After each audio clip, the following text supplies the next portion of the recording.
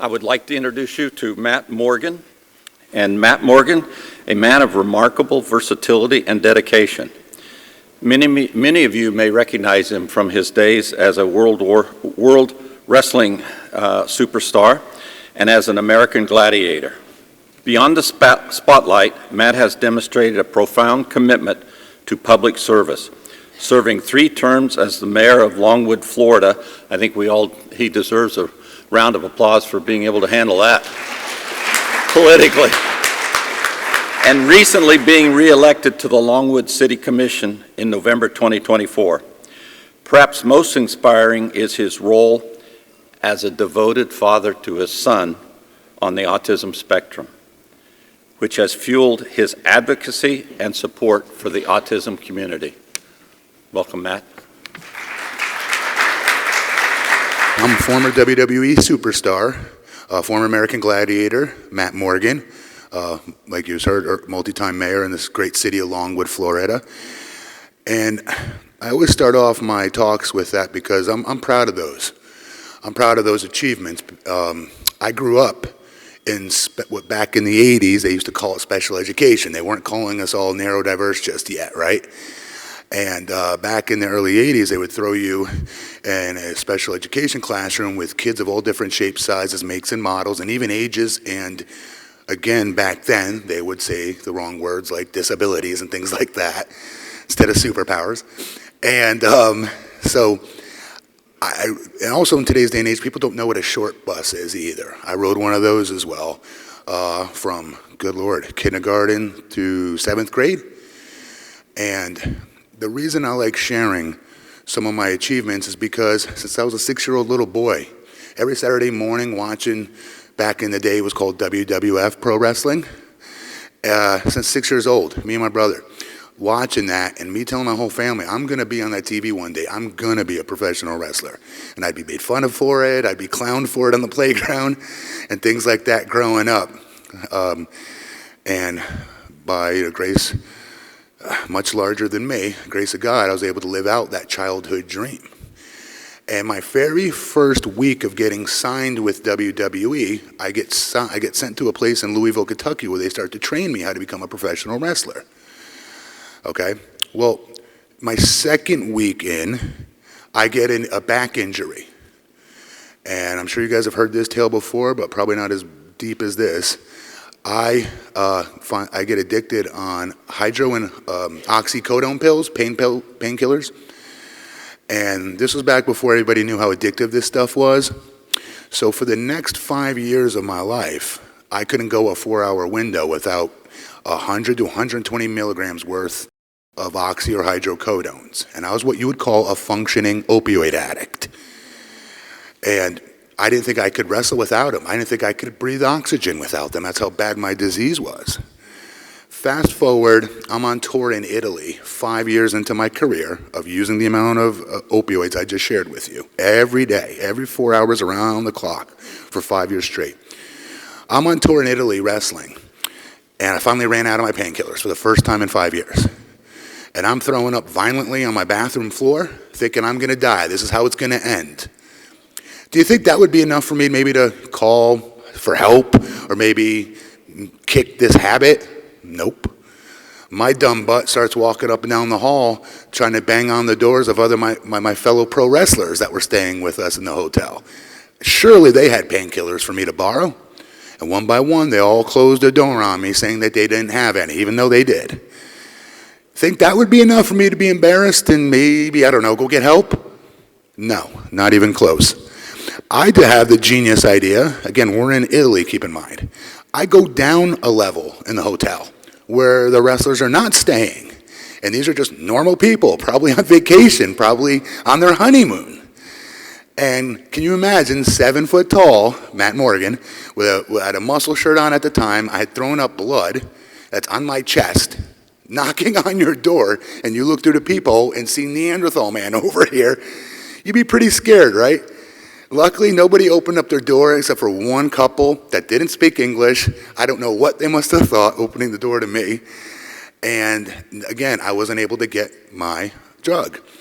So finally, I take my tail, between my legs, go back to my room, call the hotel operator, tell her to call my wife back home in the States, and tell her, honey, I'm coming home. I'm going to get the help you know I need, and I know I need finally. And she picks me up at the airport in Orlando, and we go right to treatment. And you have to remember, for 5 years, I denied I had a problem. There was nothing wrong, because I was a functioning addict. That's the rationalization. You're making the most money.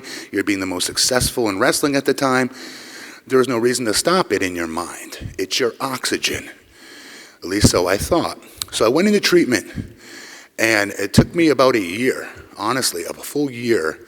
I had to stay away from wrestling for a full calendar year before I felt comfortable after getting sober for a year to go back to that industry where at the time they had a lot of painkillers in those locker rooms and other drugs. So I was going to have to learn how to wrestle all over again without these magic pills that I rationalized in my head and manipulated myself into thinking were so important to me. And know what I found out? That I was even better. I was in better shape. My oxygen, my breathing was better. Everything was better. My health was better. And most importantly, I kicked that addiction.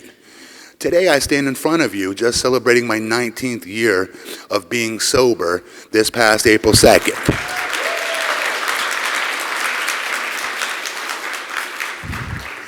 And while I'd love to stand up here and say that's my proudest achievement, it's not.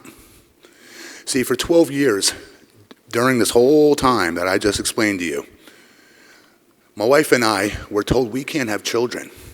My wife by herself was told she cannot procreate. Me by myself was told I can't procreate. So together, we had like negative percentage chances of having children. So we still tried. We went through 7 different bouts of IVF with ICSI. None of them worked. That's the most, basically the most expensive way you can go. It's like 20 grand a pop, if I remember right. We don't have money like that.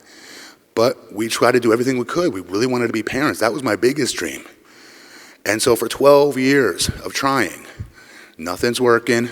We're about to start looking into adopting. And that same week, I'm not exaggerating, my wife gets pregnant. Literally pregnant. That same week, we were scheduled for our first meeting with the adoption agency. And to call that a blessing is an understatement. Best part of this is, fast forward, my son Jackson being born in the delivery room, and me holding him for the first time. He came through an emergency C-section, so we were very worried about him in the beginning, right? And holding him, finally, when I was allowed to, this feeling came over me that I'm going to retire from pro wrestling. And at this time, guys, I'm in my 13th or 14th year of my career. In wrestling, that's your prime. Wrestling, you can do 20 to 25 years if you keep yourself healthy, which I always was. I rarely ever got injured from wrestling, except in the beginning with my back that, eventually caused my painkiller addiction. But long story short, this feeling came over me. So I was set to come back to WWE and re-debut for them in 2014 as a surprise comeback, if you will. Every night, wake up with him every morning. He needs to have his dad. I can't go on the road because with wrestling, you guys, you're on the road 5 days a week of every month of every year. There's no off season. And God bless those that can do that. I had wrestled long enough to be smart with my money. I did it for 13, 14 years. It was time for me to retire. So the owner understood that, let me out of my contract. And you think the rest is history, but it's not. My son is my proudest achievement. Being a dad is my proudest achievement. And that retiring when I did was the right call because just 2 3/4 years later after his birth, he was diagnosed as nonverbal autistic, severely so. And to this day, Jackson is 11. He's still labeled as nonverbal, but I will argue there are certain words he can say. We use a multitude of different language. He signs. He uses his machine. And when he doesn't want to talk, he pushes and pulls me into things and tells me what he wants that way. We try to get him not to do that because others you can't just do that with once he gets older. And he's going to be a beast like me, more than likely. People are not going to be cool with him pushing and pulling people. But he's already overcome so much. Because again, the doctor said he won't say anything. Like literally, they weren't like negative and being mean or rude about it. They're being realistic with us. That they felt he'll never say a single word. So the fact that he can say dada, he could say mama, he can say when he's hungry, he can say pati, he can do all that stuff. And and I'm very proud of him. He's by far and away my proudest achievement. That might sound weird, having a kid calling that an achievement, but it's not to me. And so I'm very, very involved in this autism space. We have our 3rd annual City of Longwood Autism Walk coming up this April 26th at Ryder Park at 11 a.m. And we have a bunch of vendors out there that provide service in the space of autism. It's free of charge because there's so many services in our community a lot of people don't know are out there. My son's 11. He's been diagnosed since he just hit 3 years old, right? There are still services we're learning about. And like, we're really annoyingly into this. So like super duper helicopter, at least I am. I'm a helicopter dad, admittedly. But I wouldn't trade it for the world. And so we have about 5.5 minutes left. So if it's cool with you, if you guys have any questions, I'd like to answer some of them.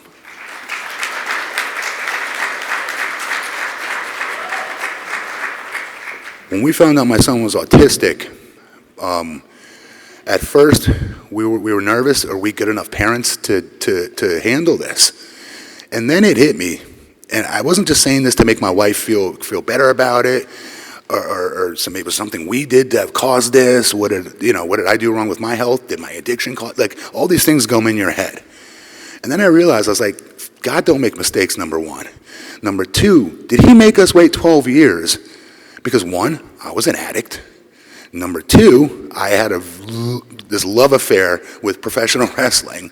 And if God was gonna bless me with an autistic child because he chose us, that's the way I looked at it. He chose us. Now, I don't mean to sound arrogant, but I really do believe that. It's not me putting a bow on it either, or hyperbole. I do believe that with all my heart, because had I been younger, I would not have been a responsible enough father to step away from wrestling, to be there for him every morning, taking him to school, or picking him up after school, or taking him to his, ready for this, equine therapy, sensory integration therapy, speech therapy, occupational therapy, and feeding therapy.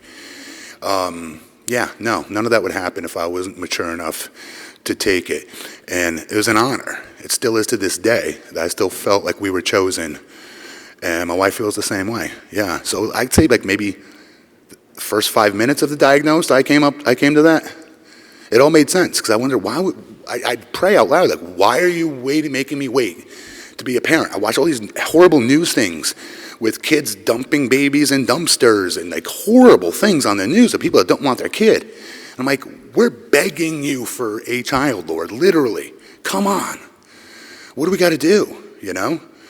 And it was maturing and being able to be responsible enough. That's a very big responsibility for everybody in this room. I'm sure everyone here especially knows this. Not outside our space, they don't get it, but you all get it. That was a great question. Thank you for asking that.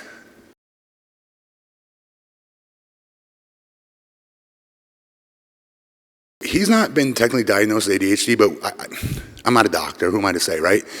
But he has that component. He does a lot of the same things that I would do to lash out. I wasn't in what they called back then a special education classroom back in the 80s, and I was just in a mainstream like kindergarten class. Jackson was very similar. Go in the corner when he doesn't want to be around people, things like that. In fact, I think he's 10 times better socially than I was at his age. I just wanted to be left alone. I was taller than everybody. I always felt like I stuck out. I hated that, believe it or not. As great as it is now or when I was wrestling, but not when I was a kid. I hated it. I always felt like I was Daddy Longlegs or a giraffe, and stop looking at me, everybody. As a parent, how did you feel supported by the school, your son? And is there anything that you would change? We just opened a school in DeLand for neurodivergent kids. Yes. Neuro-inclusive, actually, not What's just neurodivergent. the name of it? Sands Academy. We're in DeLand. I've already heard of you. Oh, okay. Hi, I'm Lauren. I swear to God. Sands Academy. Yeah. So, great question. We're like 40 days away from finishing our first full school year. I got more support. His school, there's nothing wrong with his school. It just wasn't the right fit for Jackson in the beginning. Like, he was in just a normal preschool, and then they're about to put him in a normal kindergarten, and they're about to put him in like a mainstream class, lunchroom setting. In his IEP we saw, I didn't know what an IEP even was at the time, right? And I'm an IEP advocate now for others, the families that need it, for free. Because you don't know what you're reading sometimes, especially if those parents are new and just have a newly diagnosed child, right? So long story short, we had a friend that I could rely on that was able to go through IEP, go, Matt, do you realize your kid's gonna be in the lunchroom with all the other mainstream kids? I'm like, no, my kid will elope.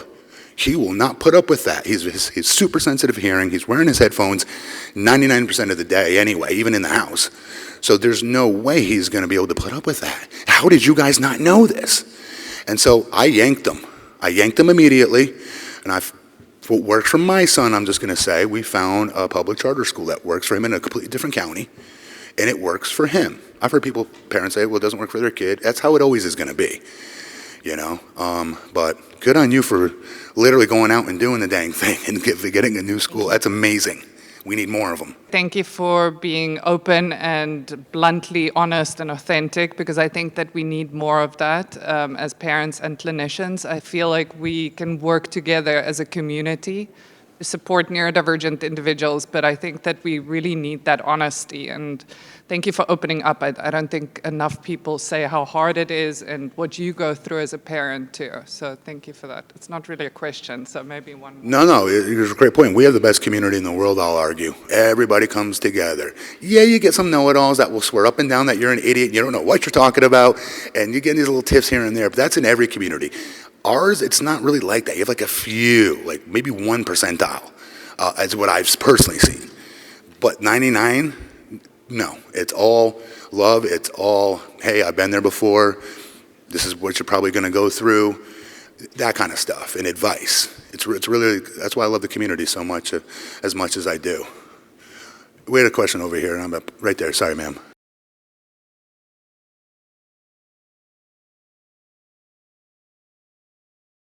One, try to get as many resources as you can. I'll just be honest, we're in Central Florida. UCF Card helped us immensely in the beginning. They were kind of like a quarterback coach for us. They were helping us let us know what insurance we need that would be the best for our kids' therapies, because as we know, therapies don't really take insurance, and if they do, it's like a smidgen, and we're paying out of our you-know-whats to pay for these sessions and therapies, but we have to get them done. He has to have them.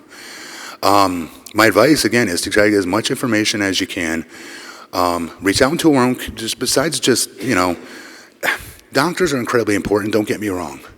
But what I don't like is when they put that just death nail on your child's future at age 3. You don't know what's going to happen. My son's 11. Is he still nonverbal? Technically, yes. Do I still think he can lead an independent lifestyle one day? We ain't going to give up.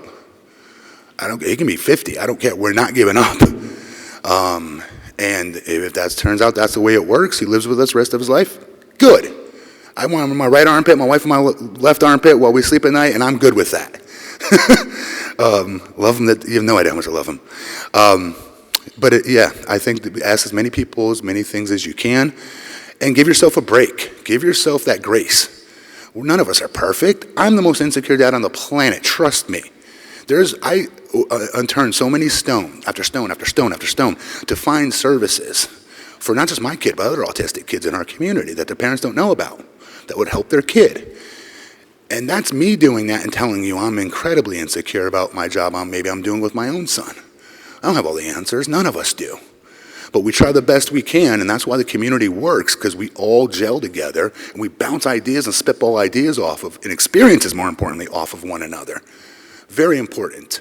Don't just get into this rut where you're by yourself with your significant other or whoever else in your family helping you, or if you have no help at all and you're single raising this child, let's say. Don't be alone in that. Try to reach out as many different people as you can, because you're going to get some good advice somewhere along the way. And when a doctor gives you that, your child's never gonna.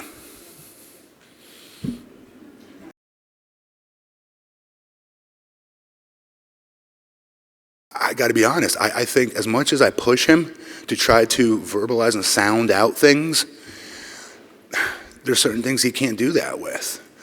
And it's also about giving him a break. And I got to get better at that as a dad myself. Like, I feel like I push it too much sometimes. Like, he's just going to the refrigerator and he's giving me the sign language sign for a bacon. He'll say for bacon, for example. He likes extra crispy bacon. That's his thing. It's his jam. He'll make the sign language sign for it, and just say, Aka, Aka, Aka. I'm like, come on, Jackson, buh, buh.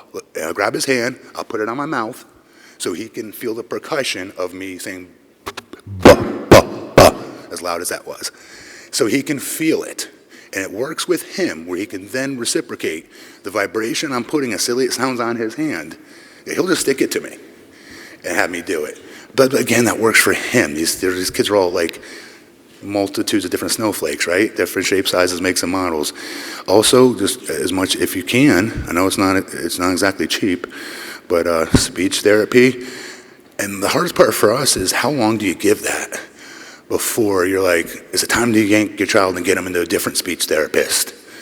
I got to admit, I think I'm not good at that. My wife is. My wife's much better at that than me.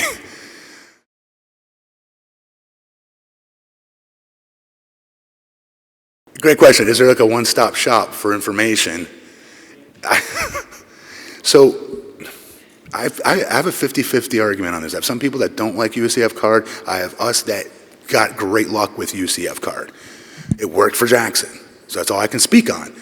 UCF card here in Central Florida, it would be my advice on that, because they can get your kid set up with different therapies that are out there, align the insurance you're supposed to have to make it as least expensive as possible. If you have no insurance at all, they'll help you set that up as well. They can help you try to find funding.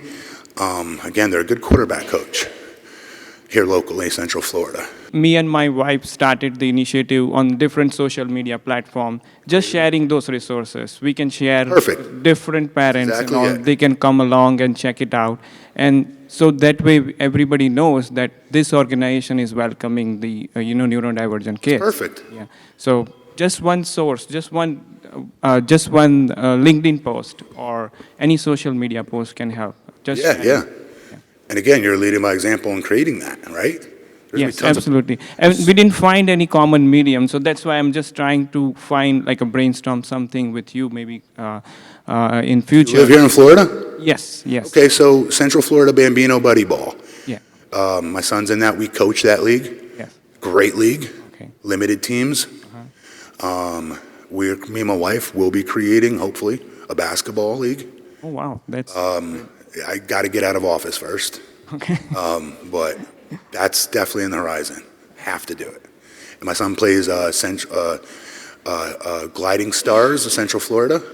That's another neurodiverse hockey team. Kids are on hockey skates. It's amazing. Like I get my hockey skates on because I'm supposed to coach my son out there with him, and I'm horrible. And he just goes around and he just makes me look like a fool. He's so good at it.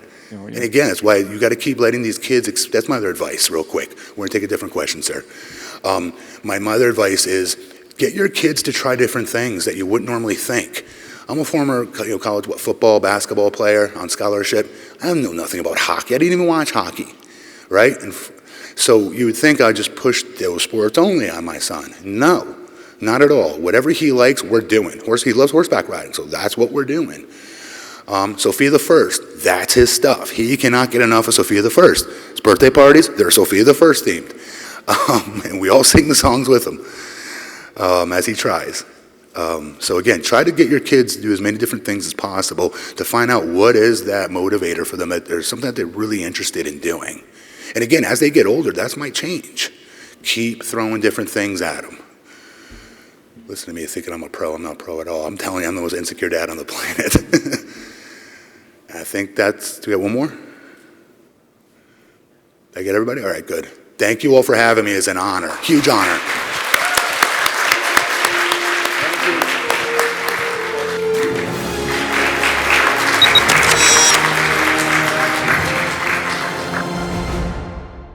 Welcome all the panelists, Dr. Temple Grandin, Dr. Alok Sharma, Ms. Lynn White, Dr. Richard Bowles, Thomas Silent, Ms. Stacey Hoagland, Ms. Elizabeth Bonker. I've been to all the tech companies, Microsoft, been there, Google, a lot of the other, Apple, and there's all kinds of autistic people there. 35% of autistics cannot use speech for communication. I learned to type at age 5. I stopped talking for 6 months, but I was also absorbing information like a sponge. I'm a geneticist, so that's what I focus on. It can teach you what things that can help to mitigate the problem. One of the things right now that's a big push right now is how hyperbaric medicine can affect autism, or positively, right? And hyperbaric oxygen therapy is one of the best anti-inflammatories. We are treating younger children at about 3 with stem cell therapy. Within 6 months, they are going off the spectrum. Every person that I ever met with autism, they all want to be a valuable member of society, to have a quality of life that every human wants to have. This is going to be a very unique panel discussion. I mean, we've got such distinguished people here coming from different backgrounds, different specialities, different age groups, different everything. This is an open discussion. It's open questions for all of you. But I'd like to kickstart the discussion by asking Temple, the autism that was there in your age group, or that Bill Gates describes, and the autism that you see now, could you share with us, what do you think, what is the difference? Well, I had definite speech delay, absolutely definite. Some of the things that have been discussed that might be possible causes didn't exist. I'm 77 years old, and then I'm thinking back to when I was a child and when I was young, people that would have been called Asperger's, where there's no speech delay. A lot of these grandparents that come up to me and talk to me, they're old enough that some of those other things wouldn't have caused it. And what I got to thinking about all of this, like there was some very severe stuff discussed, there's a lot of people where they're just slightly geeky. I think they've always been here. So is autism increased detection or something else? I think it's both. And I think on this real mild end, some of the people I worked with in these shops, they wouldn't have had speech delay, but they would have been taking shop classes. And I think all the screen time has made a lot of stuff worse. But then you get into remains nonverbal. That's very severe. Regression at age 13. Then you have the kids that regress at age 3. Some of those kids, how are those different?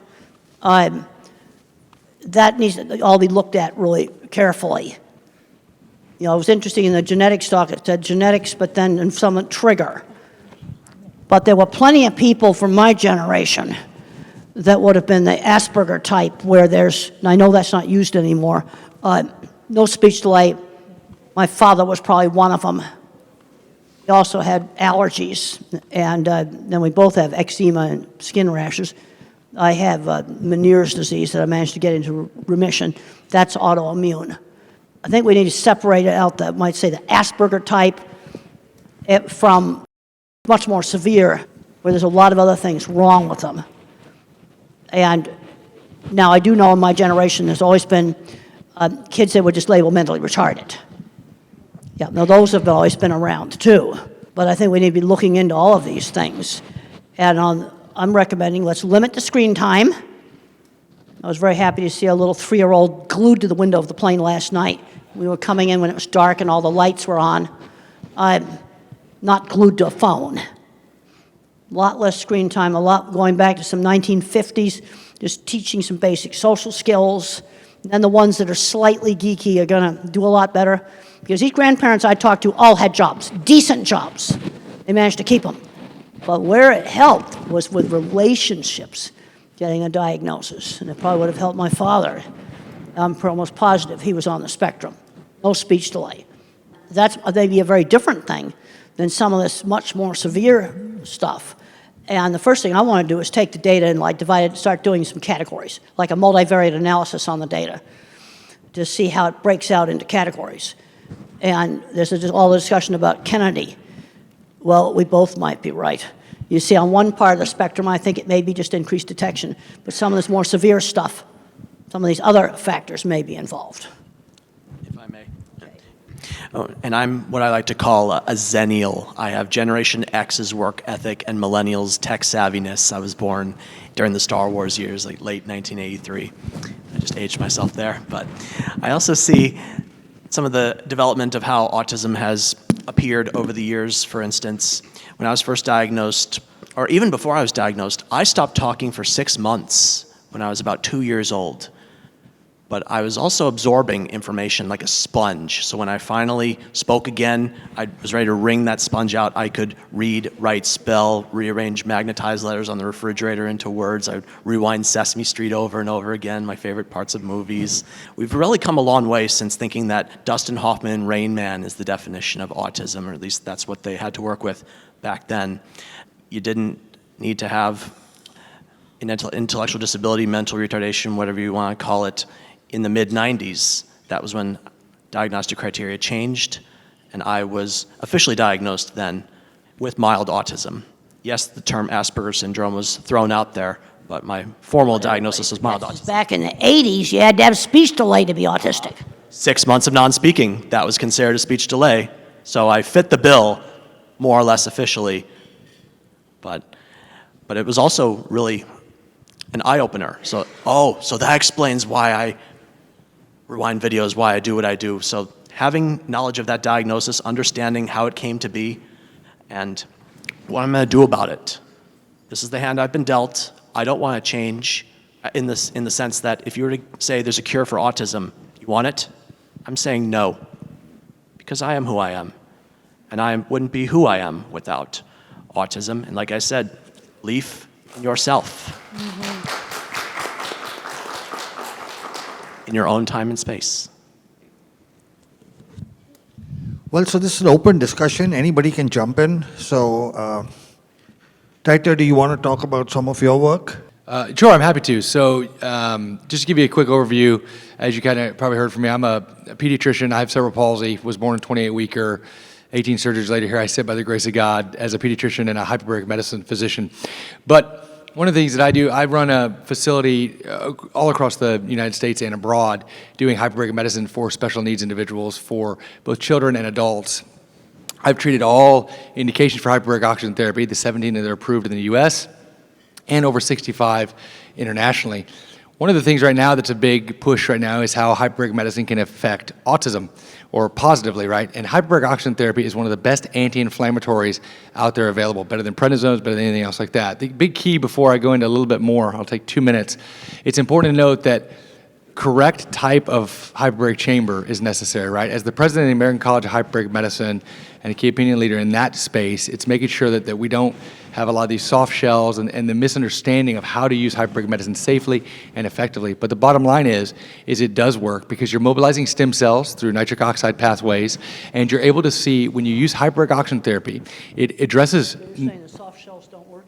I'm saying that a lot of them aren't as effective. Yes, ma'am. I think that there's a safety effort there. They're not covered by the FDA. People don't have the right training.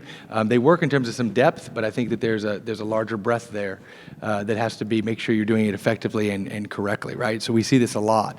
But you'll see a lot of anti-inflammatory processes and stem cell mobilization where you have actually an 8 to 12 times increase of your stem cells, and that's why these kids are improving. And when you combine them with some of Dr. Alok and other stem cell programs, you can see dramatic improvements. And so we're seeing the same kind of testimonies that you are showing in your presentation, Dr. Loke, new speech, ability to pick up new language. It's incredible results. Is your work published? Do you have scientific papers showing the results? There's well over 250 published papers, both in India and across the United States. There's actually, apart from that, there are over, just in autism, there's over 200 published papers in terms of showing the anti-inflammatory effects and how hyperbaric medicine can mitigate and improve autism and its effects. Richard, would you like to jump in? Genetics versus environment. It's not versus, it's always both. The genetics is who is at risk. I mean, let's face it, no one has perfect genetics, and no one has a perfect environment. But some children are being affected and other children are not, even though they're in the same, very similar environment. The difference is genetic risk. But even if you have the genetic risk, does not necessarily mean that you're going to get it. You have to have a permissive environment as well. So it's 1 + 1. You have to have both of them. I think that a lot of people are focusing on environment, and that's great because that's something you can do something about, but not that many people focus on the genetics. I'm a geneticist, so that's what I focus on, not that it's more important, but I think it's equally important. Knowing the genetic risk can teach you what things to avoid better.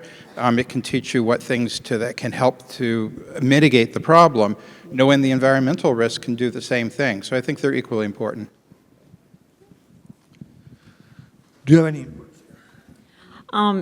So much this entire week, right? We've heard so much about the new numbers and who's affected and who's not. And while, we definitely know that we have a greater number because physicians are better at diagnosing it, but they're getting better at diagnosing it because there's no more autism. So they're having more experience with it. I've been an educational advocate for 25 years. I have a son who's 30, who was really part of that initial bubble, if you will, where we saw significant growth. And I can certainly tell you, I work as an advocate in the 6th largest school district in this country.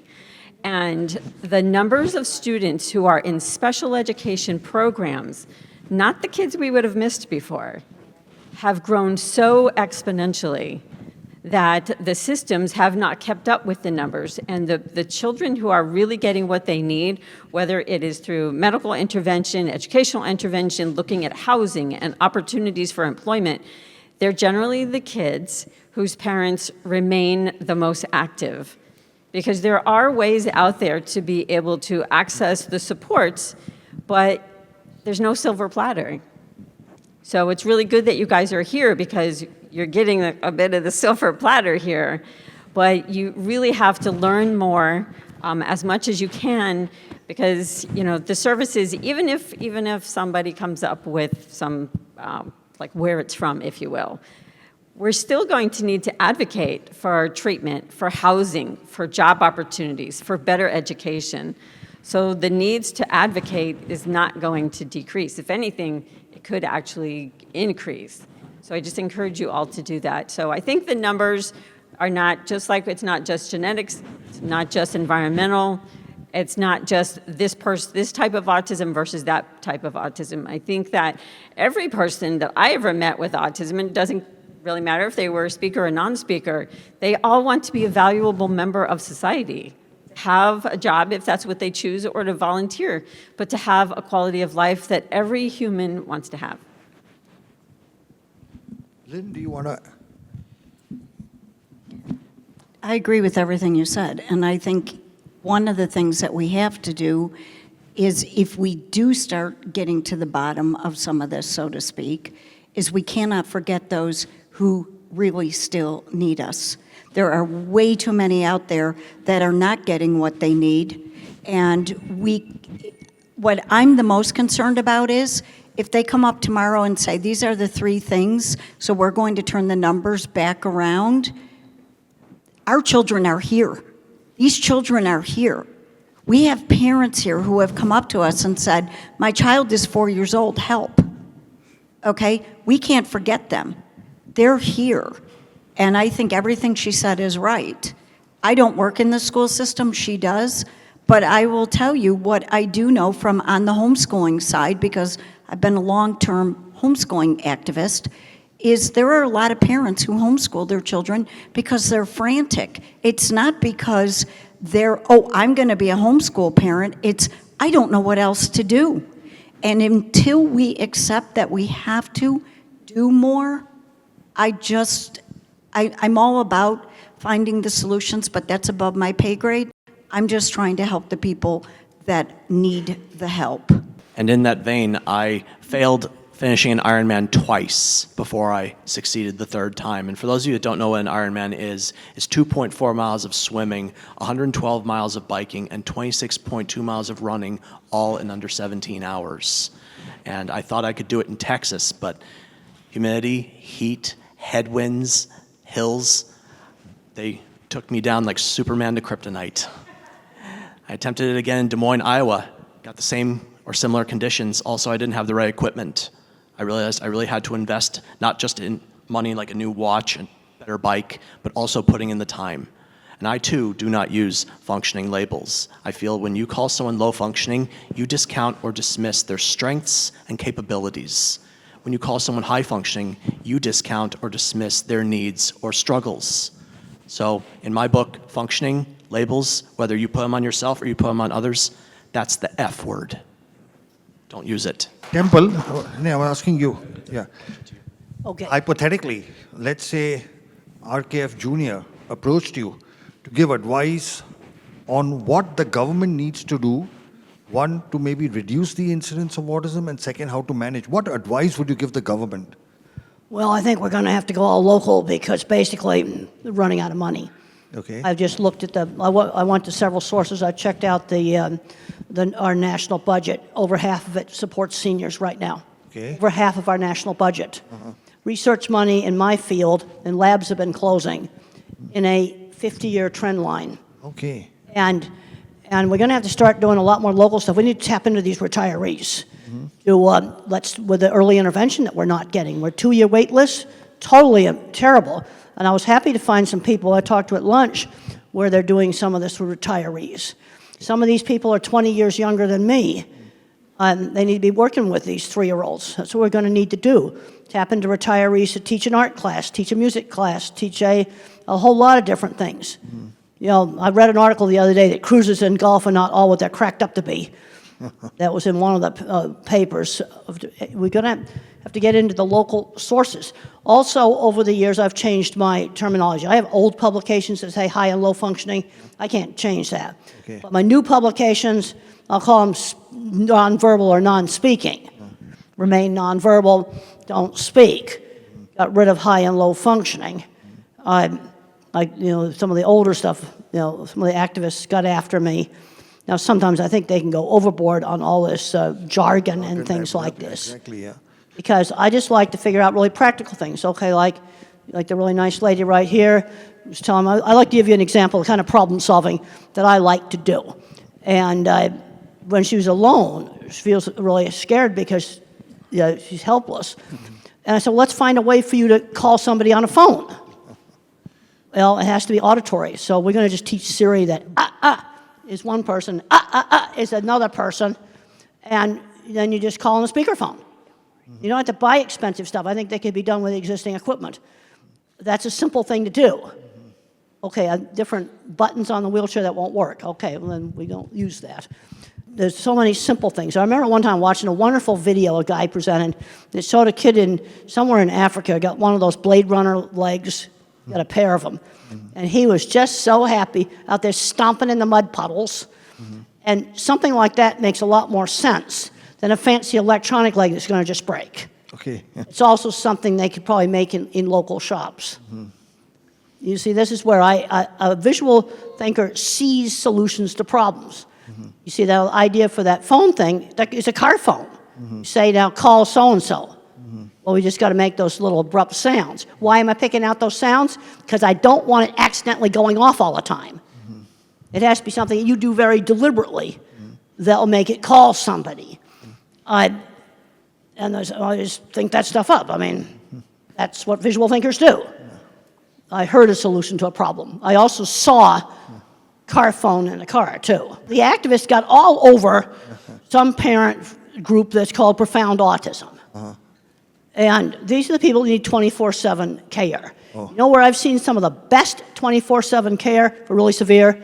Some faith-based groups. I've actually seen some very, very good programs. Benjamin's Hopes in Michigan, Brookwood in Texas. It's all private money. So some of the best programming I've seen for, I don't know what you want to call them, but these are the people that need 24/7 care. And they grow up into adults and the parents can't take care of them for the rest of their lives. You know, that's just examples of some things I've seen that really worked well. We need more of that kind of stuff. So we'll touch on an important but sensitive topic. Tom spoke about his impending getting married, you know, and you have chosen to live life by yourself. Between the two of you to discuss, because very often people on the spectrum who are older, they approach doctor and say, should we get a child married? What would be your advice? Oh, there's been some very successful marriages. And the wife runs the business. No, seriously. There's been some very successful marriages. I know 2 computer programmers that got together. That's been very successful. They're both on the spectrum. And you know what they did for their engagement dinner? You got to go to a white table restaurant. You got to have candles because you got to set the stage for a super romantic discussion on computer data storage systems because they are the most interesting thing in the world. And 2 chemists got together. Oh, okay. Yep. There's been, you know, some of these you intend to have nonverbal autistic kids. Yeah, there's a place for getting married. I had one parent come to me and said, my son's doing great. He got married, bought a house, going just great. And if my book helped somebody to do that, I think that's really a good thing. No, they should get to do all the things that just regular people do.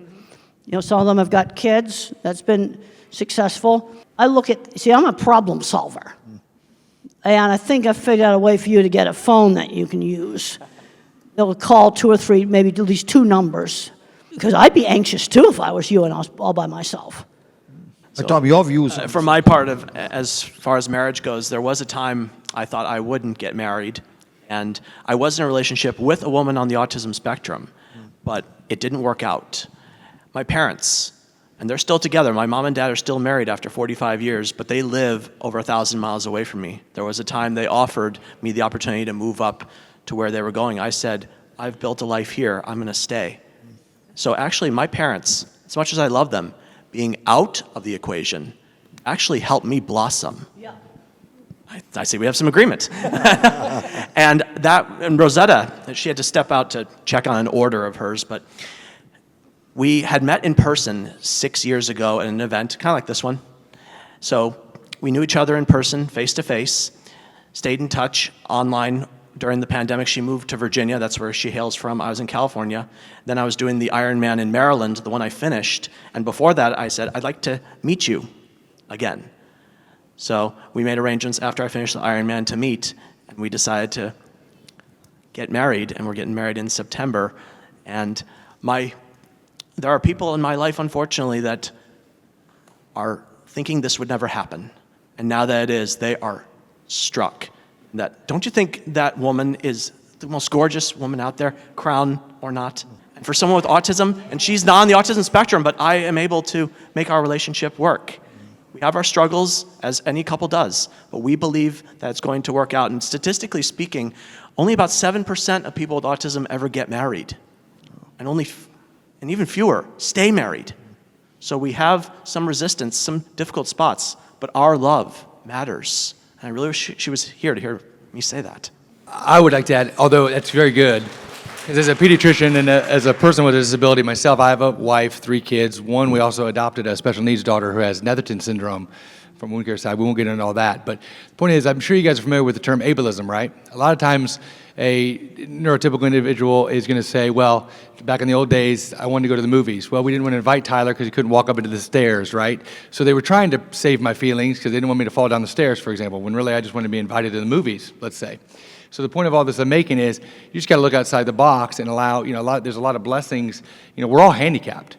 Mind and world can see. We're all struggling with something. We all wish we could change something about ourselves, and that's the whole point about whether you're on the spectrum or not, right? But I think it has very much, we have to combat ableism in this country. Going back to what I would say to RFK, if it was for me or for anybody else with a disability, is when we lose value in people, we start to fail. And I think that's where the slip is, even though maybe some of his comments, in his mind, he was actually trying to help. I want to believe that, right? He was talking about the severe autism where they're never going to get married. I mean, I see these kids. So do you, Dr. Sharma. So do you, the occupational therapist. That's a real thing that we deal with, and these parents are looking for hope. So I don't want to say that by any means he's inherently evil, but it's a crass comment, and realizing and finding people's value and how they navigate the world. And people that are non-speaking, if they're in a job, know the difference between real work and stupid little busy work. And the other place where I've seen some really great programs is when the chairman or the president of a company has a child with a disability. I've forgotten the name of the man that did the warehouses at the Walgreens pharmacy, the distribution warehouses. He changed the computer so you didn't have to read. And the crews with the intellectual disabilities did better than the so-called regular people working in these warehouses. You see where the top does it. I went and I visited a plant in Mexico that actually had a very good program. There was a guy there that had, he said we had a boardroom meeting, and he said, well, I have Asperger's, and I now support my family. I support my sick grandmother. He was very proud of that. They put boxes together. Well, they had a marble stair in their corporate office. 3 people carried the wheelchair upstairs. It sort of was just the attitude of doing it in the middle of Mexico. Again, an owner of a company that has a child with a severe disability makes stuff like this happen. So about 35% of autistics cannot use speech for communication. These non-speakers can learn to type. I learned to type at age 5. It's never too late to teach a non-speaker to type. With typing, we can be educated and live productive lives. Please read to your children. They understand what you are saying. You are teaching them to read. There are now thousands of typers around the world, graduating from college. You need to work on these body issues. Thank you to all the doctors. You cannot learn if you feel terrible. Regulation issues affect so many of us. We are working on getting non-speakers out of fight or flight. Communication and regulation for all. You can do this, parents. We appreciate all you do for us, even if we can't say the words. Non-speakers suffer in silence. Please use Communication for All to teach them to type free of charge. We have stencil sets to give you so you can give your child a voice, and we have them over here for after the presentation. First come, first serve, we want to give them away. C4A Academy is our program of instructional videos. You can do it. We are all human beings who want to connect. We don't want to be left alone. Take us out to museums and for walks in nature. You can learn from parents who have walked the path and autistics who live the life. Non-speakers have a motor disorder, not a cognitive one. We want to have relationships of all kinds. We are just like you. Look beyond our differences. Please believe your children have gifts for the world. The world will be a better place when all non-speakers can communicate and share their gifts. There are more than 30 million non-speakers in the world and only a few thousand typers. Please join our mission to change this. Most non-speakers are diagnosed with intellectual disability, and we have a motor disorder. Don't believe the IQ tests. We need to learn to type to show you what we know. Giving an iPad with a picture exchange system is not enough. We need 26 letters to express ourselves and be educated. Please watch the Spellers movie on YouTube. It will show you how typing changes lives from hopeless to hopeful. Profound autism conflates non-speaking with intellectual disability wrongly. Non-speaking doesn't equal non-thinking. Teach them to type. We are all interdependent. I was extremely self-injurious and have great empathy. Please don't give up hope. The right doctor can help. A virus triggered PANS, an autoimmune reaction. It is serious and needs expert treatment. Parents, keep pushing the medical science. You are the expert on your child. Find doctors that believe autism is a treatable condition.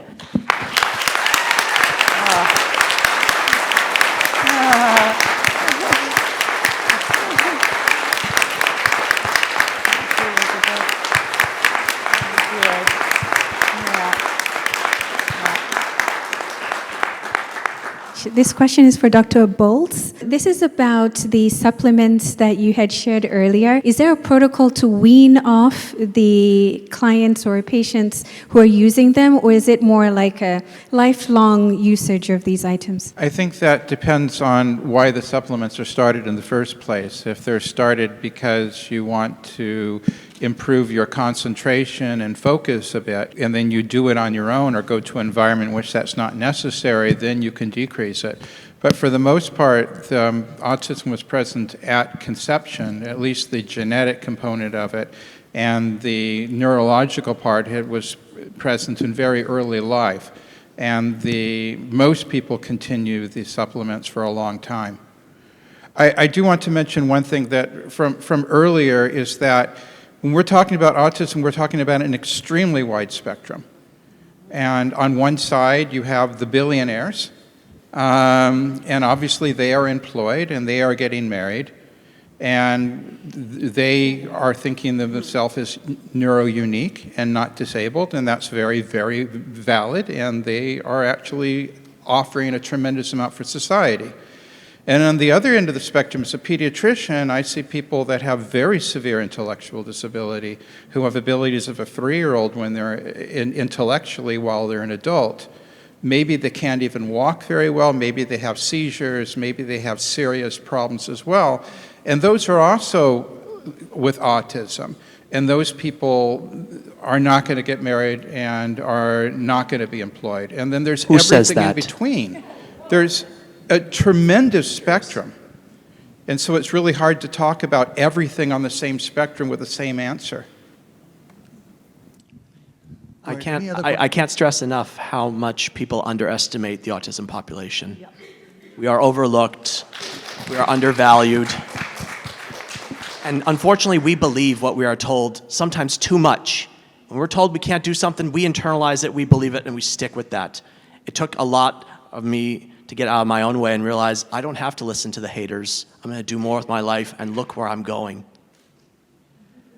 Well, one of the things the projects that were shown in the HBO movie I did in the 70s, and I wanted to prove I wasn't stupid. That was a huge motivation for me, as a lot of people, since I couldn't do higher math, thought I was absolutely stupid and I wouldn't be able to do anything. And then I discovered these other people out there that owned machine shops, couldn't do higher math either, and were on the autism spectrum, and they had really good businesses and 20 patents. That made my day when I discovered them. How would you respond to people with autism or their family members who participate in self-isolation because of the maybe fear of judgment of going into the community, and what you would say maybe to inspire them to go into the community more and participate in the community more? Well, Mother always had me out in the community, and she had a very good sense of how she could stretch me and the things that I'd be capable of doing. Like, for example, when we went to my grandmother's house for Sunday dinner, for my exercise, I was allowed to play Beat the Elevator, and I could run up 5 flights of stairs before the elevator got there, and that would kind of run the energy out of me. And the other thing they did is I only had to sit at the family table for 20 minutes. Then I could ask to be excused, but if dessert wasn't served, I didn't get any. So if I wanted dessert, I had to stay. You see, she always put some choice in there, but she had a very good sense of how much to stretch me. And she realized that big, noisy crowds were sometimes a problem. But I'm concerned that some moms just totally overprotect. They can't let go to let their kid do the most innocent things, like while you're pumping gas in the car, have the kid run in and buy some milk at the store. And I had one mom says, I don't have the guts to do that. You see, this is where the moms just can't let go at all, and they're doing everything for the child. And the kid's not learning anything. And I have a book called The Loving Push, and that was aimed at, getting these moms to get them out gradually doing things. You see, I've seen huge problems with everything being done for them, and they're not learning any skills. And we had a rule that it had to be on the list. So as soon as I knew how to write, I'd put things on the list, and I would help with grocery shopping. I'd go and get things on the list, put them in the basket. I was learning that at a very young age. Yes, and you do Walmart, for example, that's one of our big stores, when it's not so busy. In California, where I live, I don't know if they do it here in Florida or other places, there are certain reduced sensory hours. Like you can go in between like 7, 8 a.m., less lighting, less people, a lot more better shopping experience. But I've written a book, Come to Life, Your Guide to Self-Discovery, to address gang out there. Life doesn't come to you, my friends. It's up to you to come to life. Are we keeping our kids out from out there? And also in addressing the naysayers, the people that might be holding us back in a sense. That's in my book, My Glass is Full. And these are available for sale. Is in neuro needs, we have some people with autism that work for us, and they are in positions in which their abilities are perfect for their job. They are better than a neurotypical person at that job, because we know that they can do that, and we know autism. We just need to get the word out that these people have certain abilities that allow them to do things better than other people, that it's not charity, that employers will want to hire them.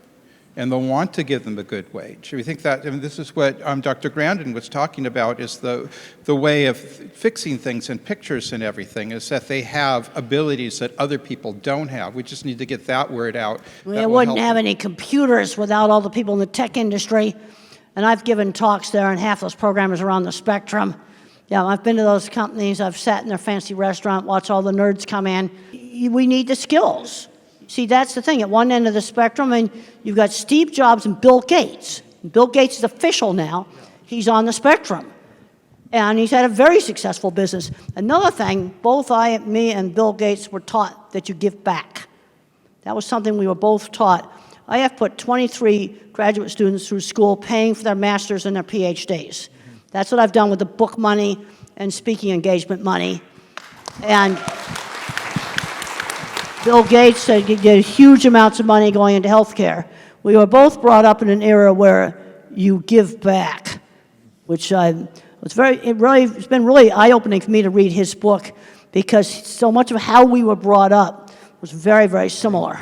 Thank you so much for all of your work that you do. And I need to emphasize that profound autism is real. Work is being done right now to put it in the DSM so that we can have a specific name for the people that will require lifetime support. And as much as, of course, we want our kids to continue to grow and to thrive and to be as independent as possible, it's very important to recognize that for some people, they are not going to be independent. And the best thing that we can do is continue to support them, have trained caregivers, because one day we're not going to be here anymore, and our kids are still going to need care. And the system is very broken for them. And it's hard. Autism is not always awesome for everyone. It's hard. And, you know, when you see kids that are beating, or adults that are beating their heads and they've lost their eyesight because they're banging their head on the wall, I mean, these are real things that they're dealing with. And so it's a big spectrum. When we adopted our kiddo that's special needs, the developmental doctor, the first thing that he told us to do was watch your movie, Dr. Grandin. And it was amazing for us. And it was very eye-opening. And the encouragement was there for him, and we are still encouraging our kiddo. But he's almost 20 years old, and he still can't use the bathroom by himself, not completely independent. He can't brush his teeth by himself, and that's a goal that he worked on the entire time that he was in school. So we have to recognize that, you know, he's not going to get married. He's not going to be able to live the same life that my other kids can live. He's not going to be able to drive a car. But any improvement that he can make towards being independent, we're going to continue to push him. I mean, he's still in therapy. He just got on a horse 2 weeks ago.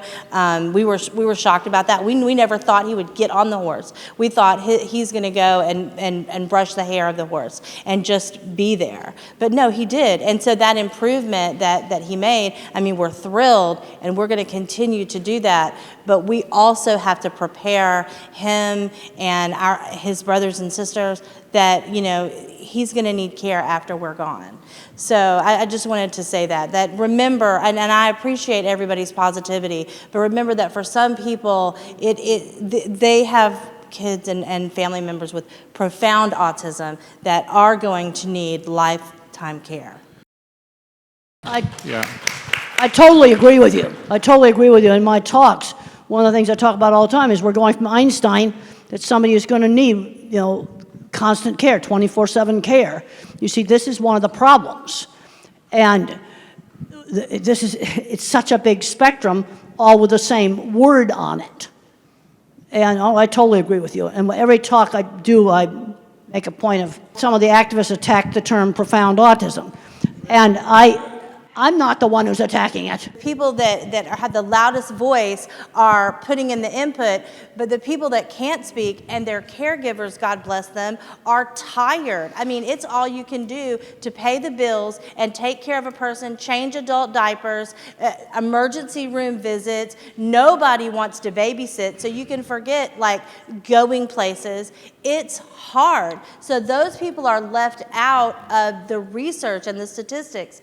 And so it's important for us as the autism community as a whole to remember that 27%. Okay, now I'm very interested in the 27%. That's profound autistics. Okay, where that figure came from. Just from my experience, I'm pretty sure that's correct. I was just at the Profound Autism Summit last week in Boston, and that was the figures that they gave, and I trust But them. I've seen parents just completely stressed out.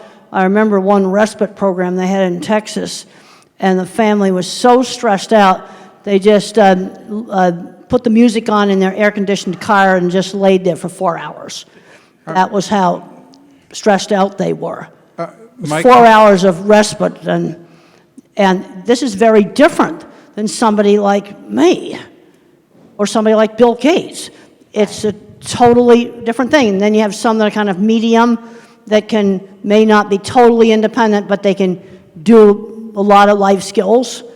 It's such a big spectrum. I really believe that what we need more people that care, more people that don't have autism, that care, like teenagers and like you said, seniors that can help parents, that are trained, that there just needs to be more compassion in our society, and I feel like that should be a part of the message that the autism community is putting out there. Well, the other problem we got was certain advocates, the autism community, they attacked me, they've called me ableist, they've called me bad things.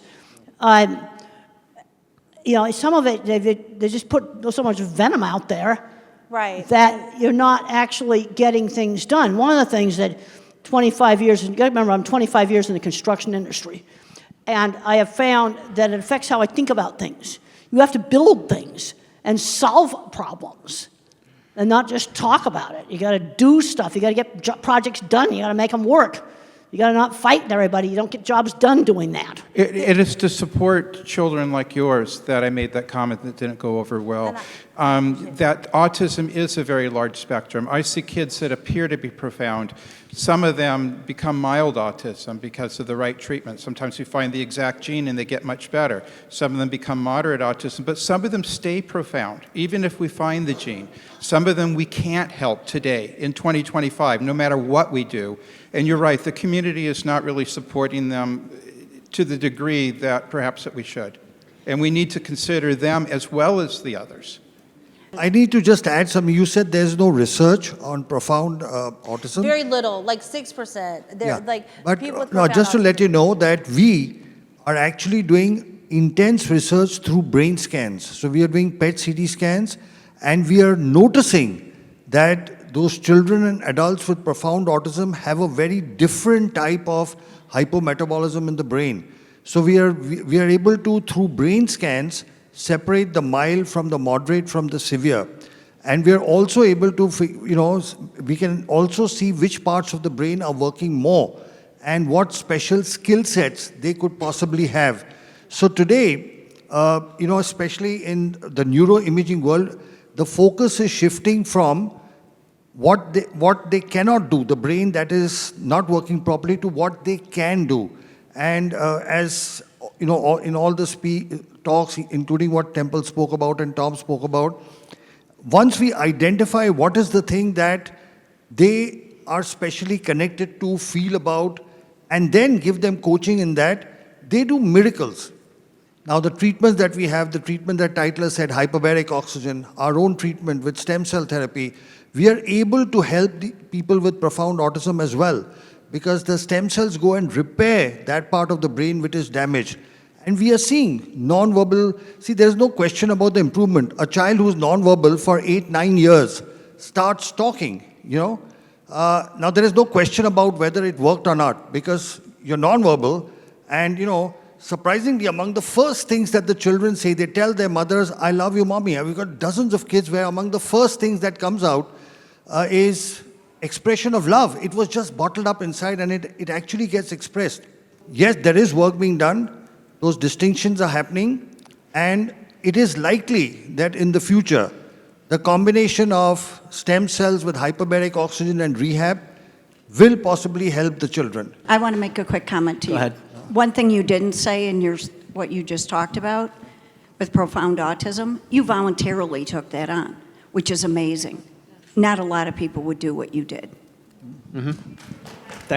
Thank you for your contribution. So that's Rosetta. a lot. You're on, Rosetta. We are here because we're together, right? Because we love one another. We're talking about autism. These great people on this panel have different views, different point of views. Remember, we look at life different ways. Each person brings something great to the table. So let's respect every person on the panel, and everyone here is being respected.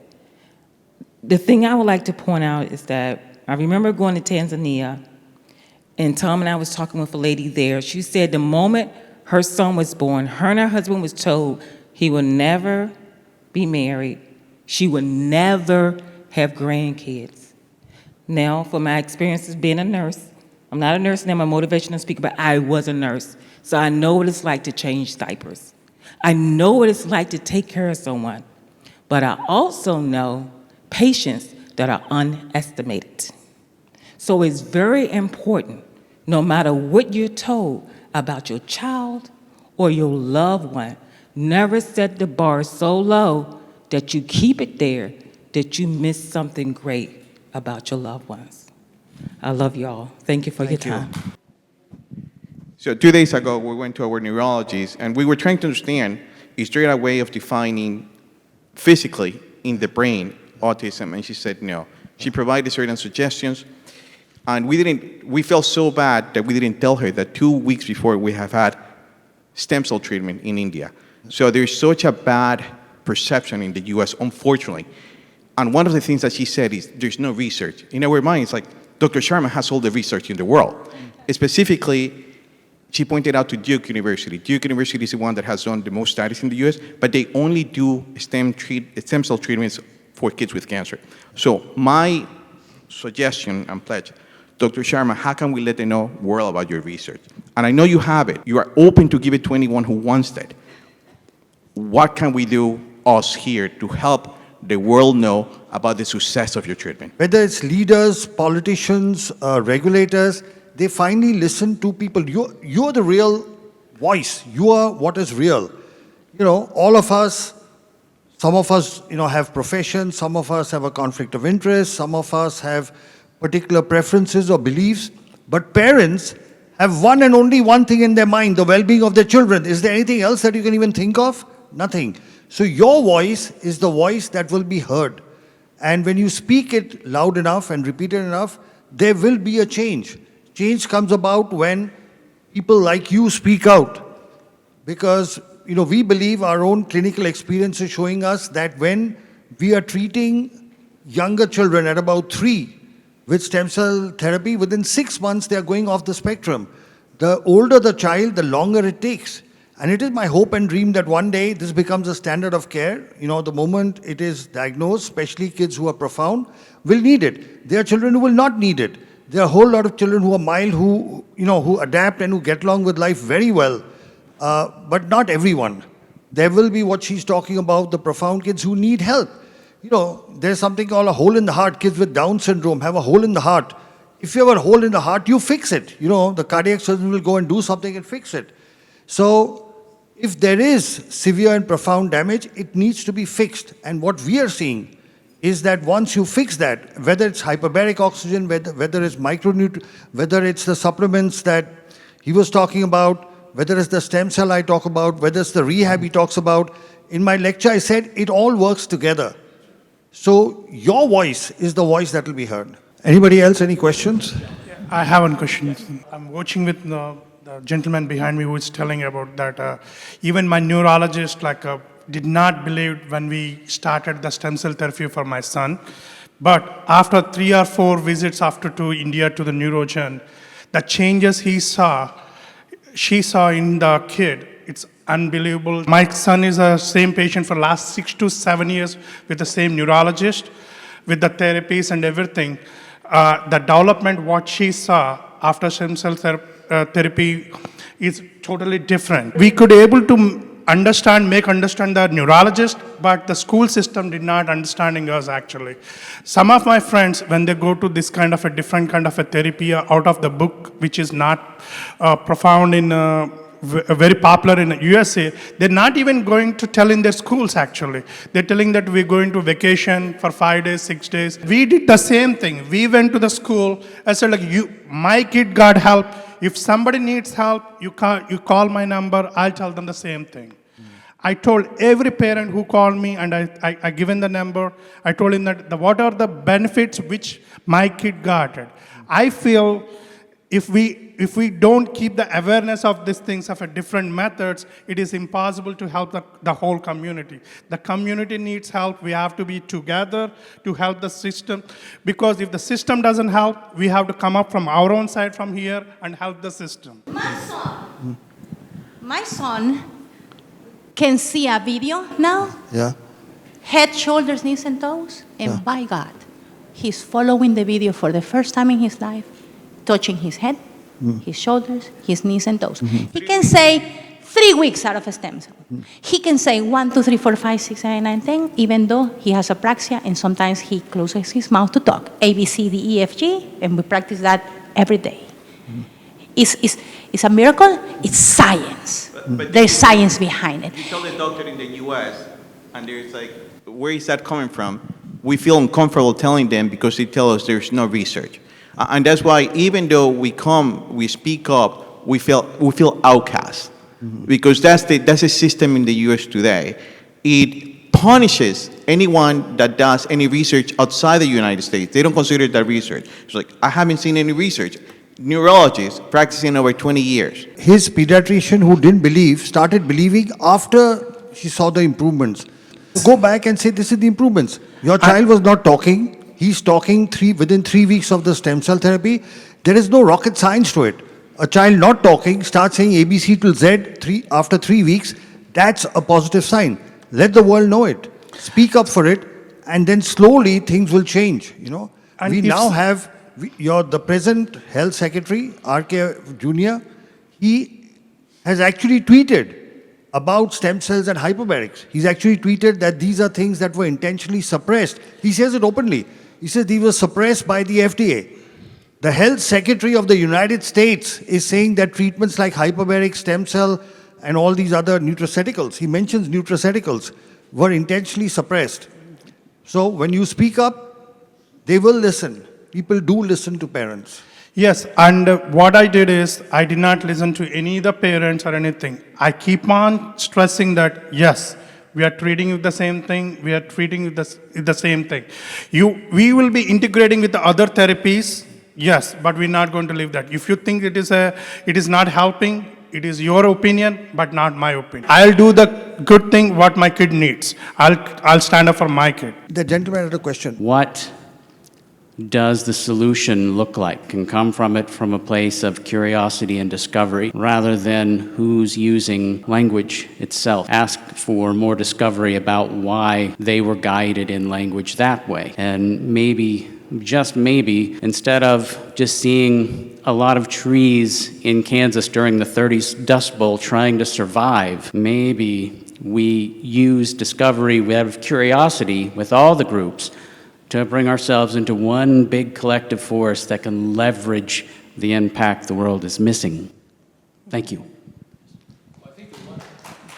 I think the one big thing, and I'm going to get this lady too, is I'm in Melbourne, for example. The grassroots you hear about, it's finding somewhere locally that believes, and that's where it starts with tremendous experience. And Dr. Sharma and I have worked together in hyperbarics for years now, right? And I go to India consistently. So you got to find the forward-thinking physicians that collaborate, that are thought thinkers and innovators. But for those of you guys who are out there, for me, Brevard Regional Hyperbaric Center, if you guys are around here locally an hour away, come see me.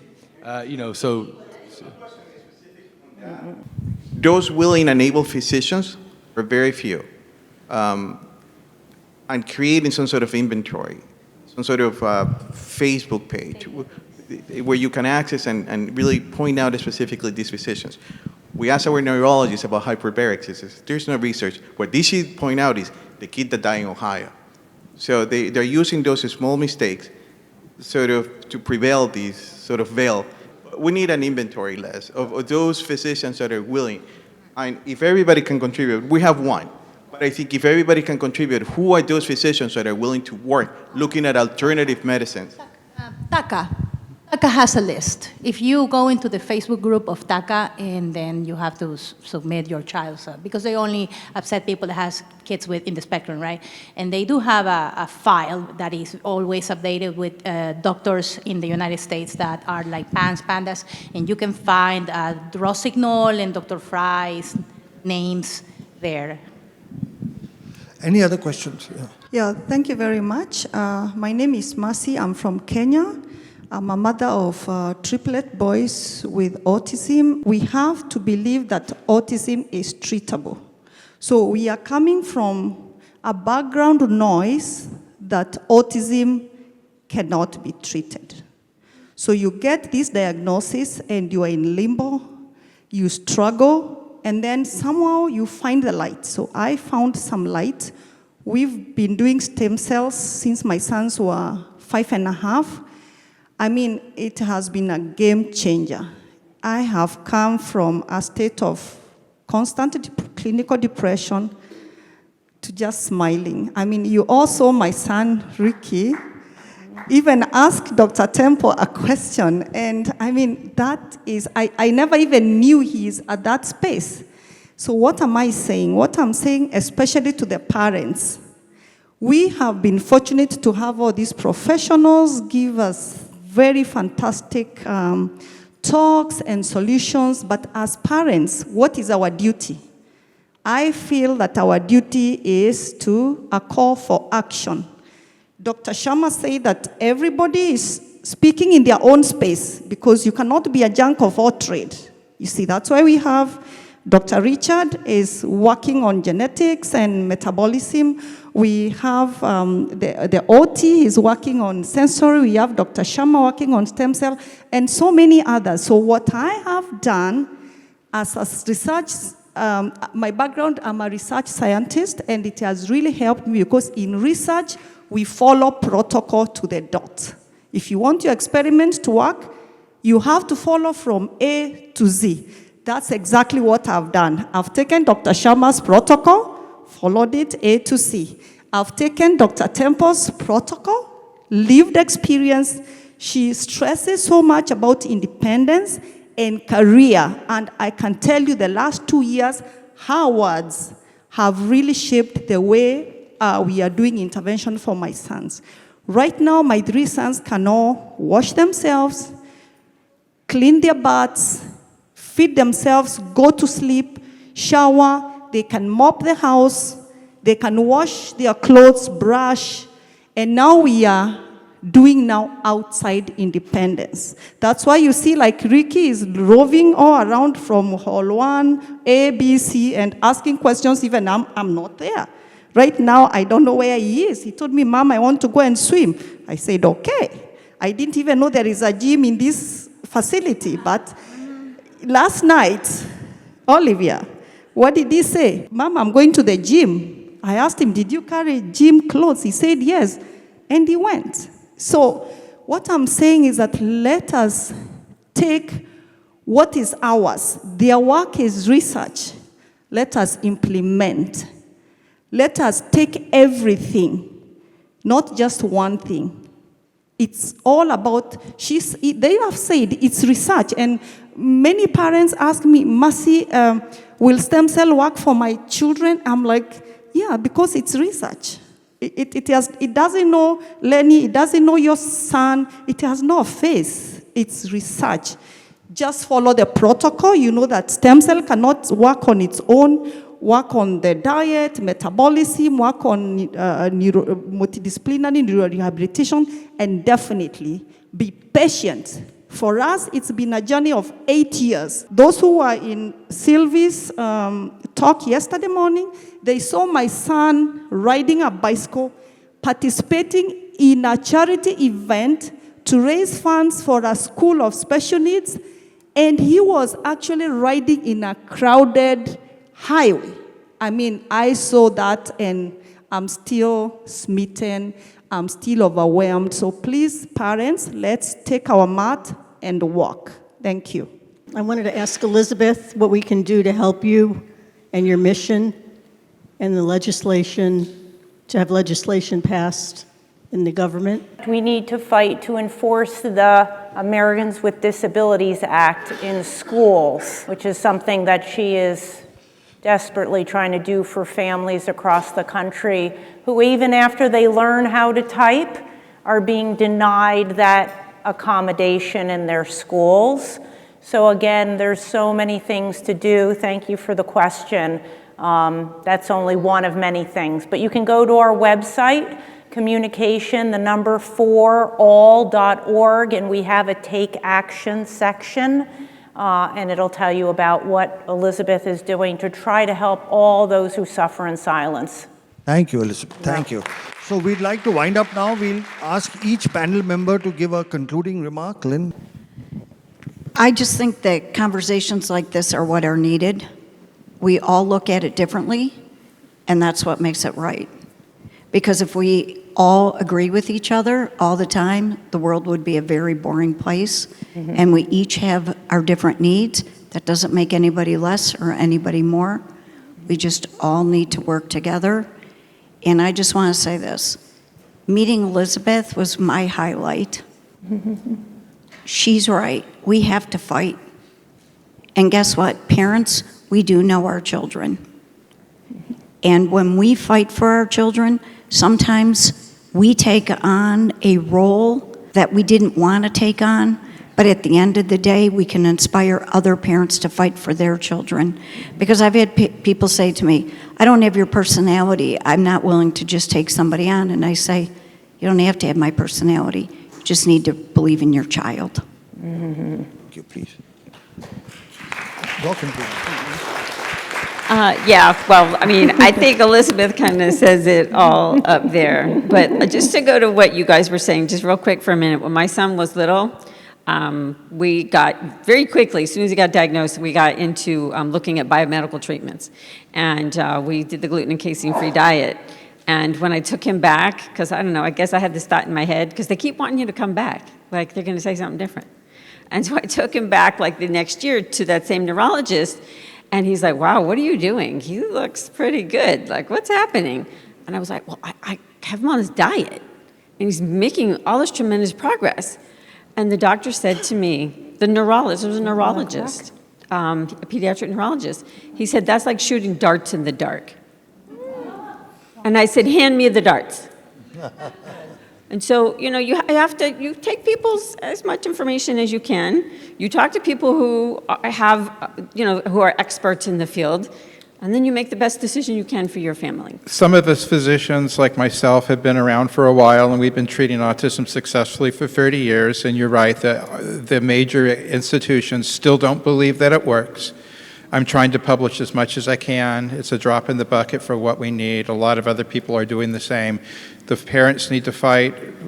Hopefully we have an administration now that is listening. At least now they are. Maybe they'll make a difference. With autism increasing so incredibly rapidly, this is going to become a societal suicide mission if we don't immediately get off the tracks and do something about it now and take care of all the kids along the way. Thank you. No one tells your story better than you do. And too many of us are struggling to tell it. But when you find your voice and use it, that's when your life transforms for the better and other people's lives transform for the better. So go out there and do what needs to be done. Some of us have more work to do than others. We have come a long way, but we still have a very long way to go. And I'm not much of a gardener, but I think each and every one of us is like a flower. And we might bloom later in life. Certain circumstances may promote or stop our growth. Find the place where you can not only survive, but thrive. That's why I finished my first Ironman in Maryland. No heat, no humidity, no headwinds, no hills. I did it. You can find the place where you can survive and thrive too. Go get it. Final thoughts? Well, yeah, working on more and more independence. I definitely believe in that. Unfortunately, I'm seeing too many young adults that have become recluses in their room. That's something I was never allowed to do. They were always getting me out doing things, but there was always choices. For example, when I was afraid to go to my aunt's ranch, which involved getting on an airplane and flying from New York to Arizona, there was a choice, 1 week or all summer. Not going wasn't a choice. You give some choices. Just like I talked about the kid that wouldn't put the phone in the x-ray machine. He can leave the phone at home or put it in the dog dish or put it in his backpack. Those are the choices. If it goes to the airport, it goes in the x-ray, period. But there's some choice as to how you do it. And I've worked with so many people professionally that I know are on the autism spectrum. I've been to all the tech companies. Microsoft, been there, Google, a lot of the other, Apple. And there's all kinds of autistic people there. You see, this is the problem we've got. At one end of the spectrum, you've got that. And at the other end of the spectrum, you've got, I'm going to call them the 24/7. These are the people that need constant care. And some of them have varying amounts of problems. And I think it's this population you may be more likely to find that some of these treatments work. I'm on a gluten-free diet now for heartburn. That only started last year. But we've got to go out and just see what we can do, because I'm seeing too many people of my type going nowhere. Way too many, because they're not learning life skills. And they're not learning work skills. Well, I'll echo what she said. You only handicap yourself by choice, right? That's it. We're here as a physician that's devoted my life to doing this as well. We're here, and I think you just have to find your village. You guys know that, but at least locally, if I could be an asset to you an hour away or around, let us know. And you're looking at a panel that believes the same thing. It's not pseudoscience. It is grounded in science. We're just forward way thinking and combining it all, as Dr. Sharma said, it's a multifactorial approach. And when you do that, combining all these different modalities, you can see dramatic miracles in your kids' lives. And every study that you look at with hyperbaric oxygen therapy, stem cells, no matter what, just like in my own life, it all showed improvement in quality of life. And is that now all that we're all looking for? That's exactly it. So find your doctors, find the people that believe in you, and go get it. So thank you. I'd like to thank all of you for being a wonderful audience. We want you to know that as parents of children on the spectrum, you, for those of us professionals here, are our inspiration, our motivation. You are the wind below our wings that keeps us doing what we are doing, because very often the work we do is in the face of stiff opposition and resistance. But what you need to know is all of us in our own way, okay, whatever aspect of medicine we practice, rehabilitation we practice, will continue to do the best that we can to ensure that all whether they are children or adults on the spectrum, are able to be the best of what they are. We are able to bring out the best potential within them. The work that we are doing with stem cells, and we've treated over 6,000 children with autism, a total of 15,000 patients, including cerebral palsy. We have over 100 publications. So the research is there. It's just a matter of time as more and more, like your children start improving and start speaking, as more and more people get to know, this will be available everywhere. The truth, real science, real treatments cannot be hidden and suppressed forever. It will come out. And it is my belief that it's a combination of comprehensive rehab, micronutrient supplementation, rehabilitation, hyperbaric oxygen, and the stem cell that we do, and all the advice that Temple has given. If you listen to Temple, I suggest you watch her movies, you watch her podcast. She gives you very simple advice. That one advice, talk slowly, results in tremendous speech improvements. That's simple advice. So sometimes it's a very simple advice. It's not something high-tech that brings about the best results. So I want to thank all the panel. Thank you for the wonderful discussion. Thank you for being here. And thank you very much. I thank Dolly, thank you for arranging everything. Lynn, thank you for being the co-host of the conference. You two guys have done a great job. Thank you.